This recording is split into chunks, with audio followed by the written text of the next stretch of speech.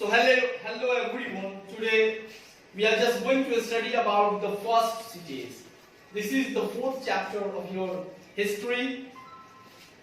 In this chapter we will discuss different topics like timeline, coming of the cities in the Indian subcontinent, the Indus Valley civilization, the exchange of major sites, architectural features, social life, Harappan cities in Gujarat, decline of the Indus Valley civilization. So students, firstly we will discuss about the timeline of this period.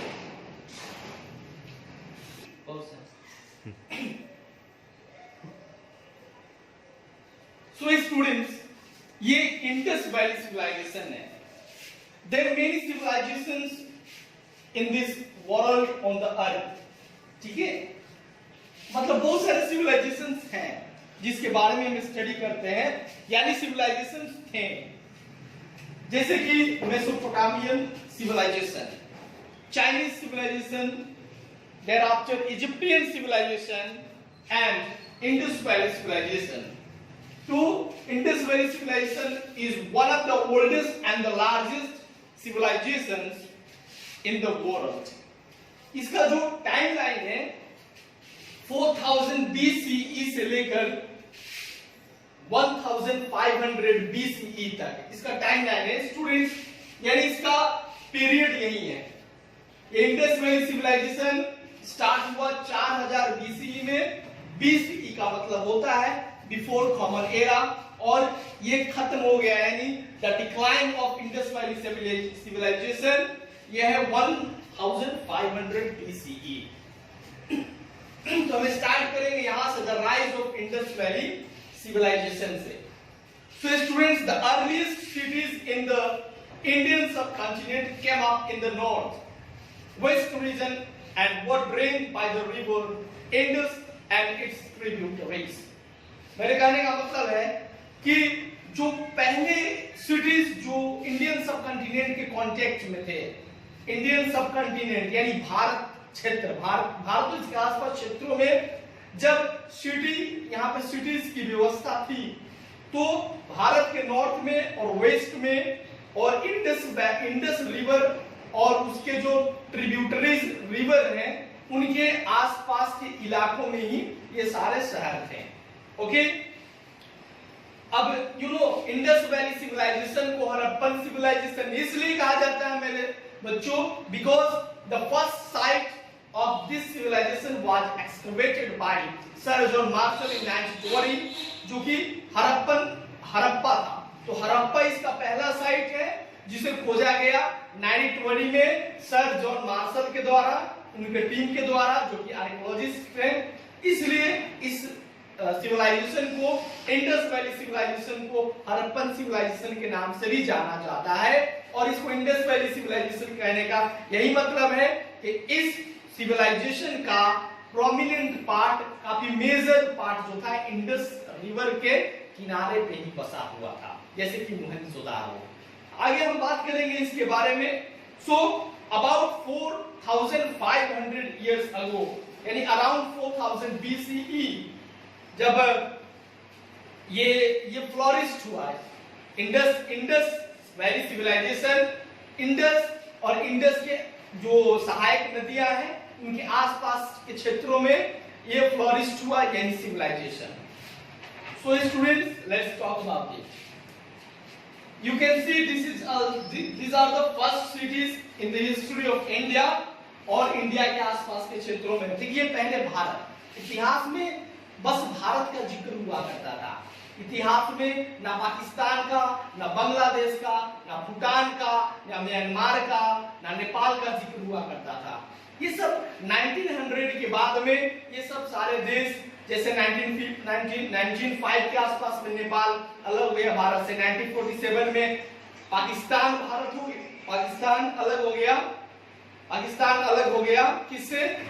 India से अलग हुआ, तब ये देश अस्तित्व में आए, लेकिन इसके पहले अखंड भारत ही था. ओके, सो इसलिए इनको इंडियन सबकॉन्टिनेंट कहा जाता था. Okay, So long ago, people in the run of Kutch talked about an ancient civilization having existed along the Indus River.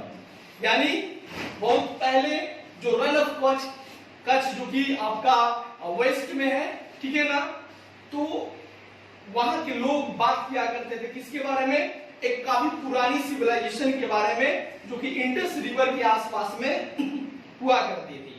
1926 के समय में सर जॉन मार्शल और अपने टीम के साथ में उन्होंने खुदाई की, ठीक है। तो सबसे पहले इंडस वैली सिविलाइजेशन का पहली साइट हड़प्पा जो है, जो कि अब पाकिस्तान में पड़ता है, उसका खोज किया गया। इसके अलावा मोहनजोदारो भी ढूंढा गया जो कि सिंध, जो कि अब पाकिस्तान में है। रावी नदी, जो पंजाब में 5 नदियां हैं ना, ब्यास, सतलज, रावी, आप जानते हैं, चेनाब, तो उन 5 नदियों में से एक रावी जो नदी है उसके किनारे पे कौन सा सिटी था? मोहनजोदारो, क्योंकि वो भी अभी पाकिस्तान। स्टूडेंट्स, अब बात करते हैं कि इंडस वैली सिविलाइजेशन का एक्सटेंशन कहां तक था। Look at the map, you can not clear but रफली यू कैन सी कि यहाँ पे एक ग्रीन कलर से शेडेड फिगर है, यही एरिया है, ये प्रोमिनेंट, ये मेजर एरिया है किसका? इंडस वैली सिविलाइजेशन का। इसके अलावा आपको उत्तर प्रदेश का भी कुछ पार्ट इंडस वैली सिविलाइजेशन के अंतर्गत आता है। चलिए इसके बारे में हम बात कर लेते हैं। ये जो सिविलाइजेशन है, मैं आपको पहले ही बता चुका हूं, ये सिविलाइजेशन मेसोपोटामिया का जो सभ्यता है, सिविलाइजेशन है, और इजिप्टियन सिविलाइजेशन से दुगुना है। अब बार बार आपके माइंड में एक बात आती होगी, ये सिविलाइजेशन है क्या? सिविलाइजेशन का मतलब है कि आज से 4 से 5 हजार साल पहले, ठीक है, आज से 4-5 हजार साल पहले इंडस वैली या इंडस रिवर के किनारे बहुत सारे लोग रहा करते थे, ठीक है ना। समय के साथ वो 1-2 हजार साल बाद में उनका अस्तित्व खत्म हो गया, तो उनके बारे में स्टडी कर रहे हैं कि वो रहते कैसे थे, खाते क्या थे, पीते क्या थे, बोलते कैसे थे, पहनते क्या थे, ठीक है, उनका रहन सहन कैसा था, यही सिविलाइजेशन है। ओके स्टूडेंट्स, तो ये जो सिविलाइजेशन है 1.5 मिलियन स्क्वायर में फैला हुआ था दैट टाइम। इसका जो बॉर्डर है ईरान से लेके आज जो प्रेजेंट उत्तर प्रदेश है हम लोग का भारत में, वहां तक ये इसका बॉर्डर था, ठीक है। इसके अलावा इसने कवर किया पंजाब, सिंध, बलूचिस्तान, गुजरात और राजस्थान के एरिया को भी इसने कवर किया। ये सिविलाइजेशन यहां तक फैला हुआ था। इसके टोटली अराउंड 250 साइट्स हैं, ठीक है ना, जो कि डिस्कवर्ड किए गए हैं बाय आर्कियोलॉजिस्ट। हमारे विश्व के आर्कियोलॉजिस्ट जो होते हैं, अब आर्कियोलॉजिस्ट क्या है? आर्कियोलॉजिस्ट का मतलब होता है कि सदस्य, पुरातात्विक विभाग के सदस्य। आप कभी जाते हो तो बहुत सारी पुरानी बिल्डिंग है, वहां पे लिखा होगा, सील किया होगा, लिखा होगा सर्वे ऑफ आर्कियोलॉजी।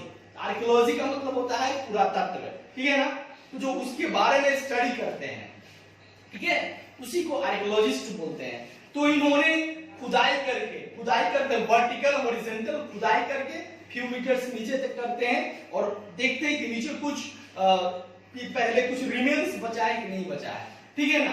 तो आज मोहनजोदारो भी है, हड़प्पा भी है, और उसके साथ साथ उसके 248 साइट्स भी है, लेकिन सब रिमेन्स है, अवशेष बचे हुए हैं। यानी ये बताते हैं कि यहाँ पे कभी शहर बसा करता था, ठीक है ना, उसके बारे में हम पढ़ेंगे। तो सबसे पहले मोहनजोदारो के बारे में पढ़ेंगे, ठीक है। मोहनजोदारो एक मूवी भी आ चुकी है ऋतिक रोशन की, आपने देखा होगा, समय मिले तो देख ले, ठीक है, कोई प्रेशर नहीं है, मैं बस जस्ट फॉर योर नॉलेज बता रहा हूं। तो मोहनजोदारो को मृतकों का टीला कहा जाता है, ठीक है ना, हमेशा बात याद रखिएगा। सो मोहनजोदारो कहां है? तो it's lies in Pakistan now. अब ये पाकिस्तान में पड़ता है, लेकिन पहले ये भारत में ही था, ठीक है ना। जो सिंध है, सिंध प्रोविंस है पाकिस्तान में, वहां पे एक लड़काना डिस्ट्रिक्ट है, वहीं पे मोहनजोदारो नाम का जगह है, ठीक है ना। It is located very closer to the Indus river, और पाकिस्तान में जो सिंध नदी है, इंडस रिवर है, वहीं पर उसके काफी समीप ये एरिया है। Okay, this city was found buried under a mount, यानी टीले के अंदर, माउंट के अंदर ये मतलब अंदर में था ये सिटी, इसको खुदाई करके निकाला गया। अब ऐसा नहीं है कि ये एक स्टैचू की तरह है, जमीन खुदाई किया निकाल दिया, वैसी बात नहीं है। यानी मिट्टी को हटाने के बाद में इसके कुछ अवशेष निकले जो कि इस प्रकार से है, ठीक है ना। आप देख सकते हैं ये मोहनजोदारो का ग्रेट बाथ है, ठीक है ना, जो कि ग्रेट बाथ यहां से मिला।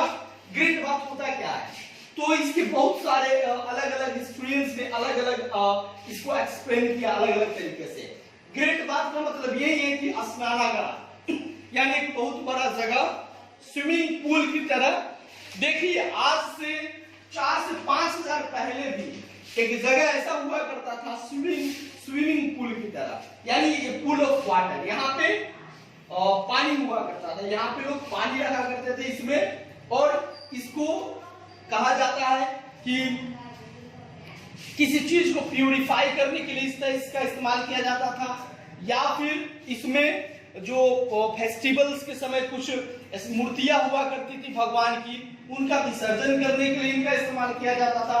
या कुछ लोग ऐसे भी कहते हैं, कुछ इतिहासकार, की नहाने के लिए भी इसका इस्तेमाल किया जाता था, वाटर पार्क की तरह, ठीक है ना। इसमें वाटर प्रूफ ब्रिक्स लगे हुए रहते थे, ठीक है। तो मोहनजोदारो से ग्रेट बाथ मिला है और फ्लिंट क्वेरीज भी मिला हुआ है। It was a well planned straight wide roads, देखिए यहाँ पे वेल प्लान्ड सिटी था।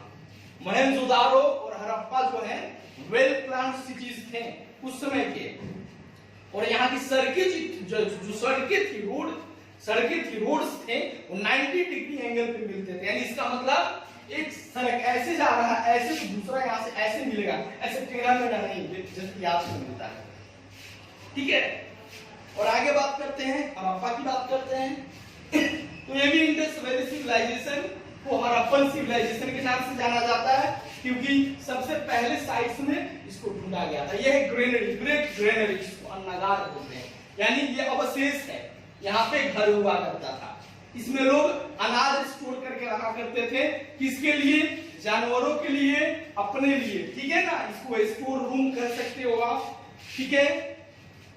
तो इसकी खोज भी 1920 में हुई थी। ये कहां पड़ता है, तो ये रावी नदी के किनारे एक साहिवाल डिस्ट्रिक्ट है वेस्ट पंजाब में, जो कि पाकिस्तान में है, वहीं पे इसका लोकेशन है, समझ रहे हैं। ये मोहनजोदारो से काफी बड़ा सिटी था, ठीक है ना। यहाँ पे काफी ग्रेनरीज थे, जैसे ये वन ऑफ द ग्रेनरी है, ये समझिए कि ग्रेनरीज ही है पूरा, ठीक है ना, जिसको अन्नागार हिंदी में बोलते हैं, ठीक है स्टूडेंट्स। अब बात करेंगे टाउन प्लानिंग की, यानी इंडस वैली सिविलाइजेशन के जो लोग थे, किस प्रकार का टाउन था, कैसे रहा करते थे। तो सबसे पहले बात आती है द सिटाडेल की। सिटाडेल का मतलब है कि ये माउंट पर, टीले पर ये शहर बसा हुआ करता था। ये शहर का अपर टाउन इसे कह सकते हैं आप, ठीक है ना। और इसको चारों तरफ से फोर्टिफाइड किया जाता था, और काफी बड़े बड़े दीवार इसके चारों तरफ, और काफी ऊंची ऊंची दीवारें रहा करती थी, ताकि इसको फ्लड वगैरह से प्रोटेक्ट किया जा सके। और यहाँ पे public bath, granaries, town halls जैसे चीज यहाँ पे मौजूद हुआ करते थे। और जो रूलर और रूलिंग क्लास के लोग हुआ करते थे, प्रीस्ट, मर्चेंट, प्रोबेबली ये सिटाडेल पे ही रहा करते थे। जो कि आपको मैं बता दूं कि ये जो टाउन प्लानिंग था, इसमें एक अपर टाउन था, एक लोअर टाउन था, तो अपर टाउन को ही सिटाडेल बोला जाता था, ठीक है। अब सिटाडेल के बाद में आऊंगा, लोअर टाउन की बात करता हूं। तो लोअर टाउन पे निचले तबके के लोग रहा करते थे, जो शुद्ध जाति के लोग हुआ करते थे, वो रहा करते थे कहां पे, तो लोअर टाउन में। The lower town was designed in a linear pattern with a house made of burned bricks on the both side of the road.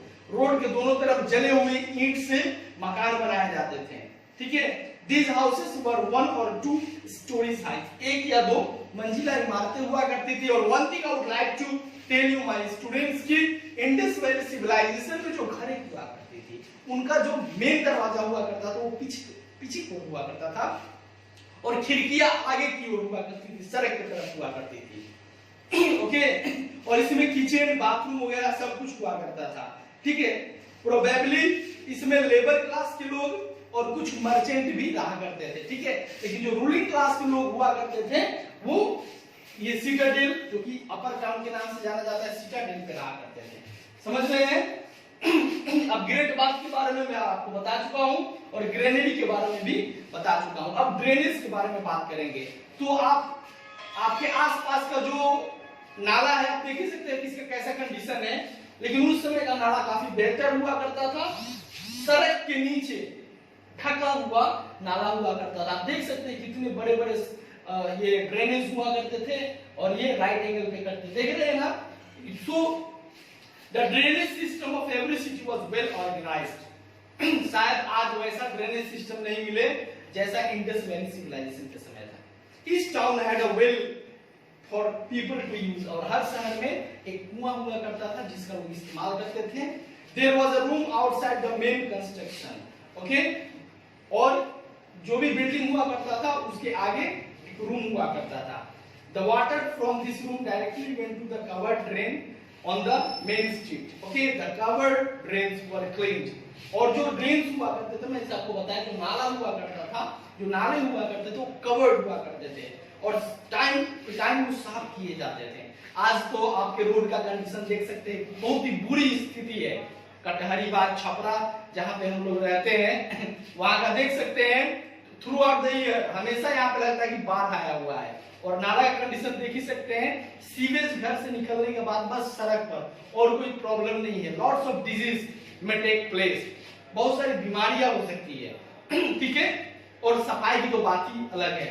जब जो ड्रेनेज का कंडीशन ही ठीक नहीं है तो सफाई की बात ही अलग है। आज पूरे टाउन की स्थिति खराब हुई है। लेकिन इंडस वैली सिविलाइजेशन के समय में शहर हुआ करते थे, ये शहरीकरण था टोटल, और वहां का ड्रेनेज परफेक्ट था, वेल ऑर्गेनाइज्ड था, टाइम टू टाइम क्लीन भी किया जाता था, ओके, जो कि बहुत ही बड़ी बात है। अब आगे बात करते हैं सोशल लाइफ, यानी यहाँ के लोगों की जिंदगी कैसे हुआ करती थी। तो यहाँ के लोग अलग अलग ऑक्यूपेशंस को फॉलो किया करते। कुछ फार्मर्स थे, कुछ वीवर्स थे, कुछ पॉटर्स थे, कुछ मेटल वर्कर थे, कुछ टॉय मेकर्स थे, तो कुछ ज्वेलर्स थे और कुछ स्टोन कटर्स और ट्रेडर्स थे। तो सबसे पहले फार्मिंग की बात करते हैं, ठीक है ना। तो इंडस वैली सिविलाइजेशन के जो फार्मर्स थे, क्रॉप्स की खेती करते थे, अनाज को उगाते थे और साथ में रियरिंग ऑफ कैटल ये किया करते थे। उनका जो मेन क्रॉप्स होता था मेरे बच्चों को, व्हीट, बार्ली, ग्रेन्स, पीस, मेज, मिलेट्स, कॉटन, ये सब उनका मेन क्रॉप्स हुआ करता था जिसकी खेती वो करते थे। और वे प्लग्स यूज करते, sicles, various methods of irrigation को यूज करते थे, हल वगैरह से जुताई करते थे।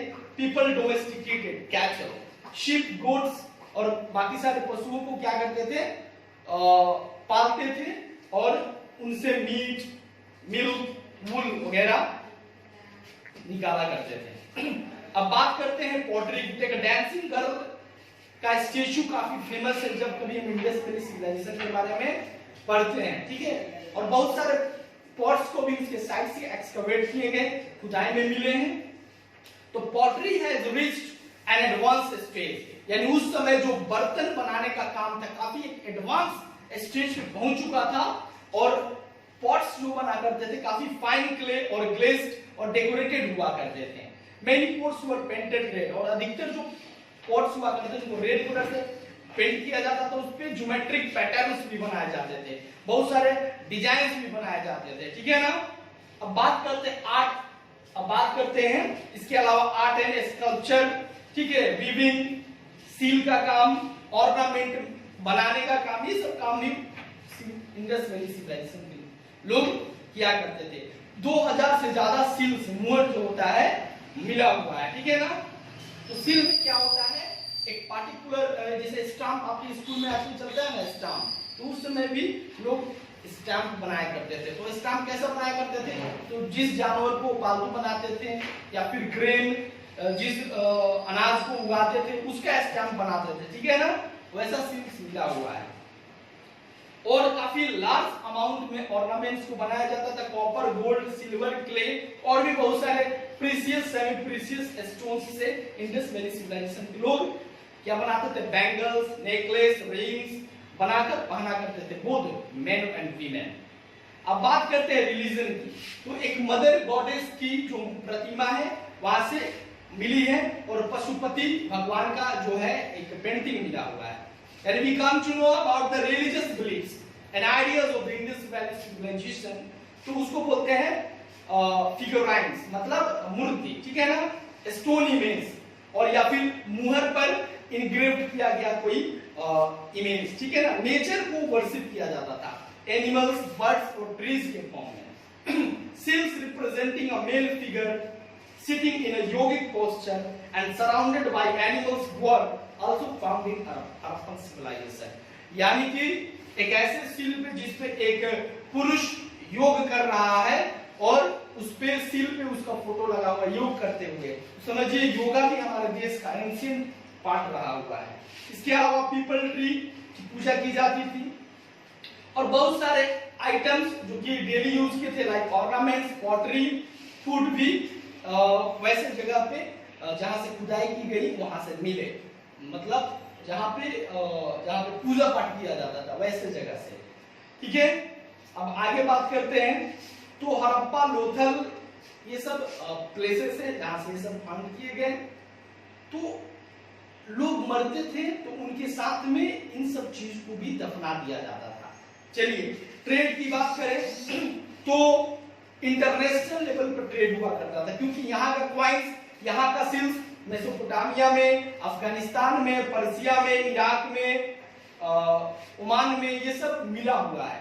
तो ऐसे जो हमारे हिस्टोरियंस थे, इतिहासकार हैं, उनका मानना है कि यहाँ के लोगों का व्यापारिक संबंध अलग देशों से भी था, ठीक है। इंडस वैली का स्क्रिप्ट था, एक्चुअली ये टोटली आर्कियोलॉजिस्ट बेस्ड है, लेकिन इसमें कुछ स्क्रिप्ट भी मिले जिसको पिक्टोग्राफी बोलते हैं, ठीक है, जिसपे फोनेटिक साउंड को इनक्रिप्ट किया गया है, लेकिन वो अभी तक कोई पढ़ नहीं पाया इसे, ठीक है। और स्क्रिप्ट के पढ़ने के जो प्रोसेस को डिसाइफरमेंट बोलते हैं, मैंने पहले स्टडी में भी पढ़ाया था, ठीक है। इंस्क्रिप्शंस वगैरह के बारे में पहले क्लास में भी आपको बताया था। तो स्टूडेंट्स, इंडस वैली सिविलाइजेशन का स्क्रिप्ट है, लेकिन इसको क्लियर अभी तक पढ़ा नहीं जा चुका है, ठीक है। अब ये इंडस वैली सिविलाइजेशन खत्म कैसे हुआ, ठीक है, इसके पहले आप अपने बुक में पढ़ सकते हैं। लोथल, धौलावीरा, ठीक है, गोलाधोरो, ये सब इंपॉर्टेंट साइट्स थे कुछ, जिसके बारे में आप स्टडी करो।